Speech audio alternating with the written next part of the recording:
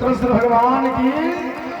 साथियों, यहाँ पर श्रीमद् भागवत कथा एवं ज्ञान यज्ञ का एक दिव्य और भव्य आयोजन चल रहा था। जो आयोजन आज विश्राम दिवस की पावन वेला में, रात्रिकालीन के वेला में आप भगवान की कथा का रसपान कर रहे हैं, जहां पर श्रीमद् भागवत की कथा हो रही हो, ज्ञान यज्ञ हो रही हो, जिस ज्ञान रूपी गंगा में आप निरंतर 7 दिवस से गोते लगा रहे हो, वहां हमारे बोलने के लिए क्या बचा होगा? कुछ नहीं बचा होगा। सब कुछ तो आप सुन चुके हैं। मैं बस आज अंतिम दिवस की बेला में आप सबसे एक निवेदन करना चाहता हूं। समस्याएं चाहे जितनी आए, कठिनाइयां चाहे जितनी आए, आपने कृष्ण लीला में भगवान श्री कृष्ण के जीवन परिचय को देखा होगा। आपने राम लीला में भगवान श्री राम जी के जीवन परिचय को देखा होगा।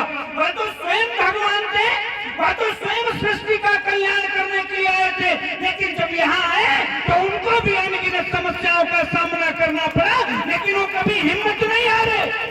धर्म की रक्षा के लिए आपको कर्म करने पड़ेंगे। अगर आप चाहते हो कि धर्म का झंडा शिखर तक फहराए, तो आपको कर्म करने पड़ेंगे, और जब आप कर्म करेंगे तो आपके सामने यातनाओं का पहाड़ खड़ा होगा, चुनौतियों का पहाड़ खड़ा होगा, लेकिन उन सब से घबराना नहीं है, उन सब से डरना नहीं है, आपको कर्म करने हैं।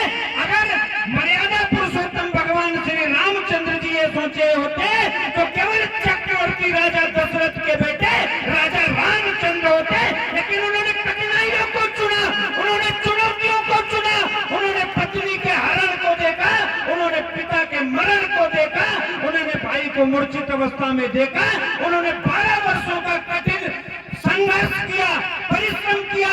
राजमहलों में रहने वाला बेटा जंगलों में रहा, बलकल पहन करके रहा, नंगे पैर रहा, लेकिन जब 12 वर्ष पहले अयोध्या से निकले थे तो रामचंद्र निकले थे, और परिश्रम करने के बाद जब अयोध्या में वापस आए तो फिर रामचंद्र नहीं आए, फिर मर्यादा पुरुषोत्तम भगवान श्री रामचंद्र जी आए। यह है तपस्या का फल, और तपस्या करनी पड़ेगी। सब कुछ आपके जीवन में हो गए,